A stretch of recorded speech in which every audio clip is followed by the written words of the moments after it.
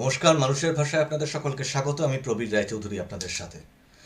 দেখুন, গতকাল ভোট, আমাদের এই যে পশ্চিমবঙ্গের ভোট, এই ভোট আসলেই কি হয় এই যে একটা ব্যাপার হয়, আতঙ্কের পরিবেশ তৈরি হয়, হিংসা, মারামারি, রক্তপাত, এই সমস্ত নিয়ে জীবনহানি, এই সমস্ত যে একটা আমাদের একটা ধারা হয়ে গেছে, প্রথা হয়ে গেছে প্রত্যেকটা ভোটে, এবং সেই নিয়ে মানুষের যে আতঙ্ক, সে বুথ পর্যন্ত যাবে কি, ভোট দেওয়ার কথা তার মাথা থেকেই বেরিয়ে যায়।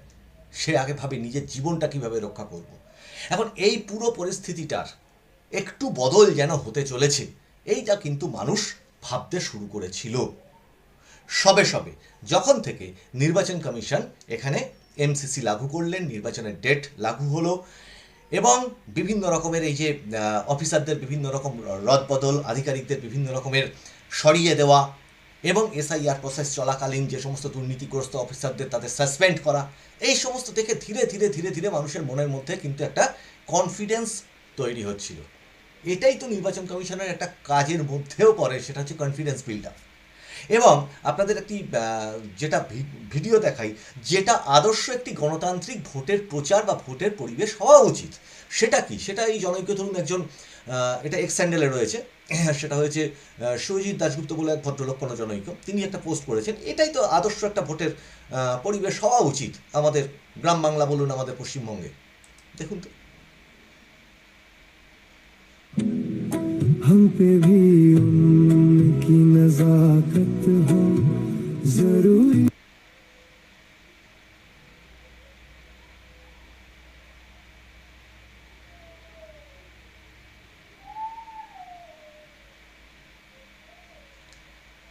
আপনারা দেখছেন যে একজন ধরুন বিজেপির প্রচারে বেরিয়েছিল, কর্মী সমর্থকরা, তৃণমূল কংগ্রেসের একটা পতাকা মাটিতে পড়েছিল, সেটা তুলে তিনি আবার লাগিয়ে দিলেন। এখন এইটা হচ্ছে সুস্থ গণতান্ত্রিক রাজনৈতিক পরিবেশ হওয়া উচিত। এটা যেমন ওনারা করেছেন, সেটা তেমনি আবার যদি তৃণমূল কংগ্রেস বা সিপিএম তারাও করেন, সেইভাবে নিজেদের কর্মসূচি, নিজেদের নীতি, আগামী দিনে কি করতে চাই, এইগুলো তো মানুষের কাছে ফুটিয়ে তোলার দরকার।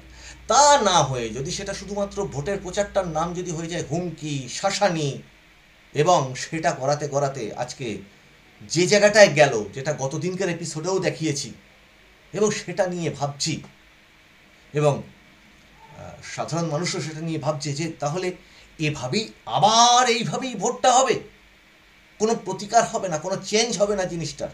দেখুন, আজকে বেলা গড়াতেই যে ঘটনাটা ঘটলো, সেটা যথেষ্ট চিন্তার।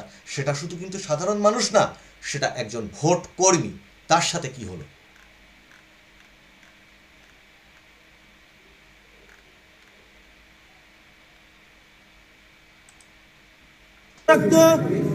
ভোট কর্মী আমাদের সৈকত চ্যাটার্জি রক্তাক্ত। আমরা তার মুখ থেকে এবার শুনে নেব কি হয়েছে। আপনারা দেখতেই পাচ্ছেন, আমরা এখন উপস্থিত রয়েছি রানাঘাট দেবনাথ হাই স্কুলে। সেখানে আমাদের ভোট কর্মী সৈকত চ্যাটার্জি রক্তাক্ত অবস্থায়। তার সঙ্গে কি হয়েছে আমরা জেনে নেব এক এক করে। সৈকত দা, কি হয়েছে তুমি বিস্তারিত বলো। রানাঘাটে দেবনাথ ইনস্টিটিউশনে আমি ট্রেনিং করতে এসেছি।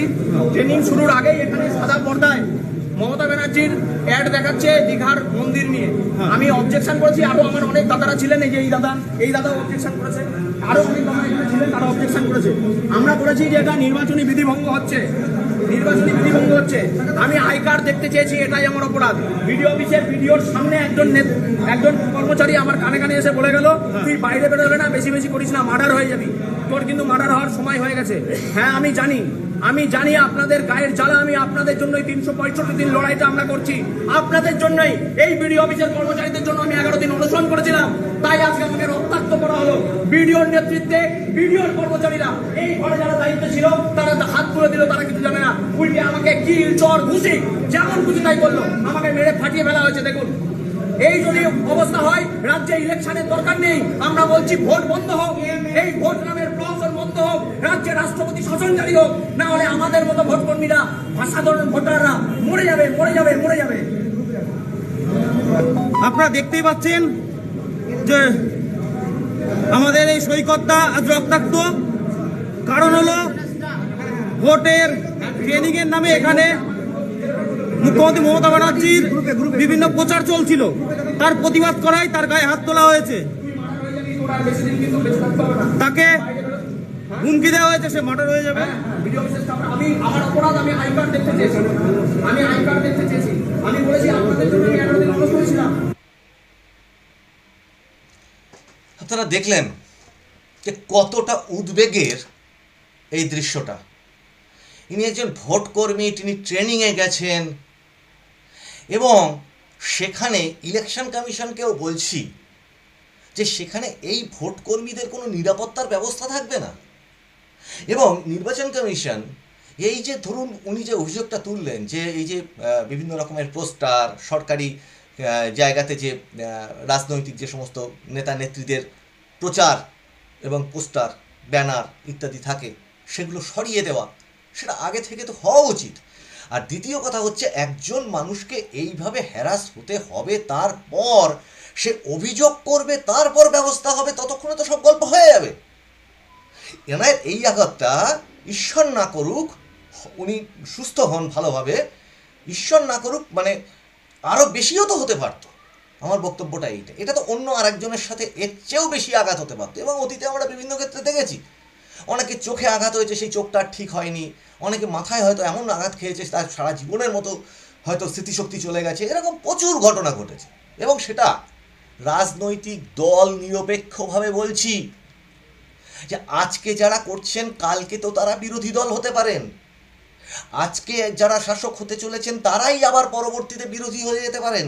এই যে ভোটের সংস্কৃতিটা তো সামগ্রিকভাবে ঠিক হতে হবে, যাতে সকলে মিলে সুন্দরভাবে ভোট দিয়ে তার মানে নিজের রায়টা দিতে পারে।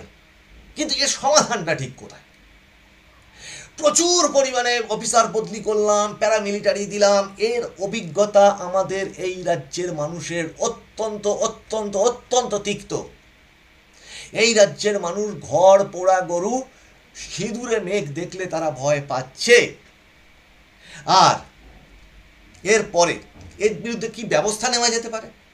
আপনাদের এর আগে একটা জিনিস দেখিয়েছিলাম গতকালকে, যে এই সেম জিনিসটা, এই ধরুন রাজ্যের সে বিরোধী দলনেতা, বিজেপির হতে পারে কিন্তু বিরোধী দলনেতা, এবার সেই বিরোধী দলনেতার ক্ষেত্রে এর সঙ্গে আর একটা জিনিস আপনাদের দেখিনি, এনারা গিয়েছিলেন, এই এখানে লেখা রয়েছে যে নির্বাচন কমিশনের কাজে গিয়ে অভিযোগ উঠল সরকারি কর্মীদের উপরে।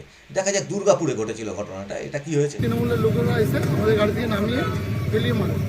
দুর্গাপুরে নির্বাচন কমিশনের কর্মীদের উপর হামলার অভিযোগ, উত্তেজনা করঙ্গপাড়া এলাকায়। সরকারি দেওয়ালে রাজনৈতিক প্রচার মুছতে গিয়ে হামলার শিকার হলেন নির্বাচন কমিশনের 2 কর্মী। ঘটনাকে কেন্দ্র করে ব্যাপক উত্তেজনা ছড়ায় দুর্গাপুরের পশ্চিম বিধানসভার করঙ্গপাড়ার পোস্ট অফিস এলাকায়। পরিস্থিতি নিয়ন্ত্রণে আনতে ঘটনাস্থলে পৌঁছয় পুলিশ ও কেন্দ্রীয় বাহিনী। জানা গেছে, দুর্গাপুর মহকুমা শাসক দপ্তরের কর্মী সূর্যকান্ত পাল এবং বিট্টু গুপ্ত নির্বাচন কমিশনের নির্দেশ অনুযায়ী সরকারি দেওয়ালে থাকা রাজনৈতিক দেওয়াল লিখন মুছে দেওয়ার কাজ করছিলেন। রবিবার পোস্ট অফিসের দেওয়ালে তৃণমূলের প্রচার মুছছিলেন তারা। অভিযোগ, কাজ শেষ করে যখন তারা গাড়িতে ওঠেন তখনই কয়েকজন ব্যক্তি তাদের গাড়ি থেকে টেনে নামিয়ে বেধড়ক মারধর করে। এইচডি অফিস থেকে এসেছিলাম, আমাদেরকে কমপ্লেন ছিল যে এইখানে সরকারি দেয়ালে তোমার এই তৃণমূলের ইয়েটা মুছে দিয়া, তো আমরা সেটা মুছতে এসেছি। মোছার পর স্যারও আমাদের সঙ্গে ছিল, পুলিশ অফিসারও ছিল। আমরা যাওয়ার পথে আমাদের স্যার আমাদের ছেড়ে দেয়, ছাড়ার পর আমাদের কি করে ওইখানে গাড়ি দিয়ে টেনে নামায়, নামার পর আমাদের পাবলিকে মারে। আমরা দেয়াল মুছতে আসি এইচডি অফিস থেকে, পুলিশ থেকে আমাদের সঙ্গে, আমাদের ম্যাজিস্ট্রেট থেকে আমার দেয়াল মোছা হয়ে যায়। তারপরে আমরা গাড়ি দিয়ে যখন উঠি, গাড়ি থেকে লোকাল তৃণমূলের লোকেরা এসে আমাদের গাড়ি থেকে নামিয়ে। দেখলেন কি অবস্থা? কিন্তু এই যে আগের দিন আপনাদেরকে দেখিয়েছিলাম যে শুভেন্দু অধিকারীর যে প্রচারের সময় ভবানীপুরে কিছুটা ওই বাঁশের কিছু কাঠামো নিয়ে যাওয়ার সময় তার সঙ্গে এই ধরনের বাধাদানের ব্যাপার ঘটে এবং তিনি সেখানে দাঁড়িয়ে স্পটে দাঁড়িয়ে সেখানে প্রতিবাদ জানান। এটা আমরা গতকালকের এপিসোডে দেখিয়েছি। আপনি এক্ষুনি ওনাকে বলুন, I am on the spot. আপনি যদি অ্যালাউ করেন আমি ভিডিও করে দেখাতে পারি। এইটা রেফারেন্স হিসেবে আপনাদের দেখালাম এই কারণে যে আজকে শুভেন্দু অধিকারী এই ব্যাপারেই আবার মুখ খুলেছেন, যে তাকে যখন জিজ্ঞাসা করেন সাংবাদিকরা যে এই যে ঘটনাটা ঘটছে এর সমাধানটা কোথায়, দেখা যাক উনি কি বলছেন সেই বিষয়টাতে।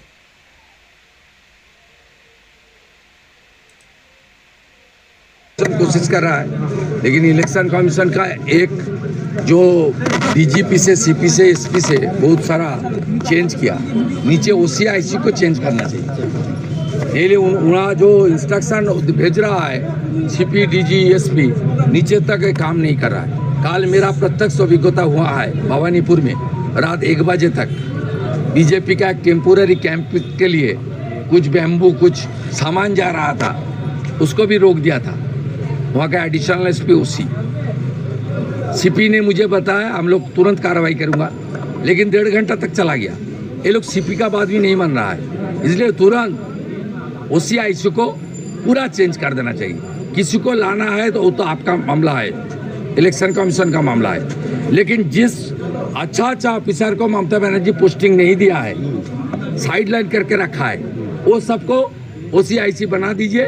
इलेक्शन कमीशन का हर डायरेक्शन इम्प्लीमेंटेशन होगा, नहीं तो इम्प्लीमेंटेशन नहीं हो रहा है, इसलिए अभी भी इंसिडेंट हादसा हो रहा है। দেখলেন অবস্থাটা ঠিক কি।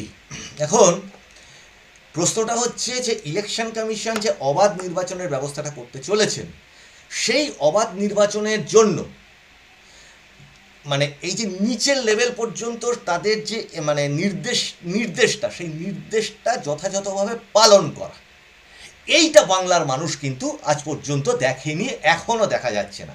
এই যে ঘটনাগুলো, এখানে কোথায় সেন্ট্রাল ফোর্স? কেন বিডিও অফিসে এই ধরনের যে ঘটনাটা স্কুলে যে এই যে ট্রেনিংয়ের যে ব্যাপারটা হচ্ছে, এখানে কেন নিরাপত্তার ব্যবস্থা নেই? এটা ট্রেনিং নিচ্ছেন যে কর্মী, তার যদি নিরাপত্তা না থাকে তাহলে ভোট দিতে যাবে বুথে যে ভোটাররা, তাদের কোথায় নিরাপত্তা থাকবে? আজকে দ্বিতীয় সাপ্লিমেন্টারি লিস্ট এসআইআরের সেটা প্রকাশ হতে চলেছে। আমরা এই মানুষের ভাষা থেকে এই প্রশ্ন তুলেছি যে সমস্ত ভোটার বাদ যাচ্ছে তারা তো অ্যাপলেট যে ট্রাইব্যুনাল তৈরি হয়েছে সেখানে তো আবেদন জানাবেন, কিন্তু যাদের কোনো মানে বৈধতা নেই, অবৈধ, সেই অবৈধ ভোটাররা তো সেই এলাকাতেই থেকে যাচ্ছে।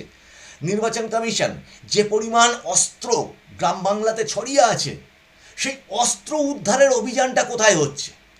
যে পরিমাণে বোমা বন্দুক যখন তখন যার কাছ থেকে বেরিয়ে যাচ্ছে, যেখানে খুশি যে খুশি মার্ডার করে দিচ্ছে, এই ধরনের বিষয়গুলো কেন নজর দেওয়া হবে না? আজকে ধরুন 27-28 তারিখ, 30 তারিখ থেকে নমিনেশন ফাইল আপ শুরু হয়ে যাবে, তাহলে তো তার মাঝখানে আর 6টা দিন। তা এই 6 দিন পরে তারপরে যখন 23 তারিখে যখন ভোট হবে, একটা 29 তারিখে ভোট হবে, এর মাঝখানের এই প্রসেসটাতে প্রচার কর্মসূচি রয়েছে বিভিন্ন দলের। তাহলে আরও ধরনের বড় বড় ঘটনা না ঘটলে কি আপনাদের মানে ঘুম ভাঙবে না? যে শুধুমাত্র বদলি এই সমস্ত দিয়ে তো মনে হয় সম্পূর্ণটা হওয়ার নয়। শুধু দর্শক আপনারাও জানাবেন যে এর প্রতিকারটা ঠিক কী। কারণ এটুকু দেখা গেছে যে একটা জং ধরে যাওয়া সিস্টেম বলুন বা একটা মানি চেন, যেটা নিয়ে আমরা আগামী এপিসোডে আলোচনা করতে আসছি, যে প্রত্যেকটাতে মানে টাকার অংশ অংশ অংশ অংশ ভাগ গিয়ে গিয়ে এমন একটা প্রশাসন তৈরি হয়েছে যার আগা পাঁচতলা প্রায় 90% পচে গেছে। যার জন্য মমতা বন্দ্যোপাধ্যায় মুখ্যমন্ত্রী তিনি একটা প্রেস কনফারেন্স থেকে বলেছিলেন যে এইতে পাল্টে দিচ্ছ, কিন্তু যাদের আনছো তারাও আমাদের হয়েই কাজ করবে। তার চেয়ারে বসে এই কথাটা তিনি বলছেন, সেটা নিয়েও কারোর কোনো রকম অভিযোগ নেই, নির্বাচন কমিশনের কোনো রকম ব্যবস্থা নেই। এর আগের এপিসোডগুলোতে আমরা দেখিয়েছিলাম যে লাগাতার এই ধরনের যে হুমকি জনসভাগুলো থেকে এই মানে তৃণমূল কংগ্রেসের পক্ষ থেকে যে সমস্ত হুমকিগুলো দেওয়া হচ্ছে, আপনারা পারলে সেই এপিসোডটা একটু দেখে নেবেন। তা এই যদি চলতে থাকে এবং নির্বাচন কমিশন যদি এই জায়গাগুলোকে অ্যাড্রেস না করে, তাহলে শুধুমাত্র ওপরতলা পাল্টে তো কোনো লাভ হবে না। মানুষের কাছে তো সেই পরিষেবা যে আসল নিরাপত্তার জায়গাটা সেটা তো পৌঁছবে না।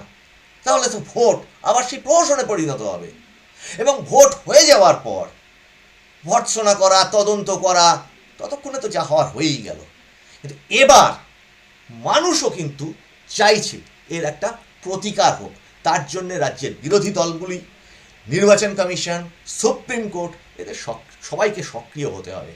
না হলে এই ঘটনা চোখে আঙুল দিয়ে দেখিয়ে দিল যে আগামী দিন কি হতে পারে। তার জন্যে সকলকে সতর্ক থাকতে হবে। এপিসোডগুলো কেমন লাগছে আপনারা জানাবেন, ভালো লাগলে আপনারা লাইক শেয়ার কমেন্ট করবেন। আর এপিসোড দেখছেন, অনেকেই সাবস্ক্রাইবটা না করে এপিসোড দেখে চলে যান, তাদের অনুরোধ করছি অন্তত একটু সাবস্ক্রাইবটা করবেন। নোটিফিকেশান অন রাখলে আপনাদের কাছে নোটিফিকেশান যাবে।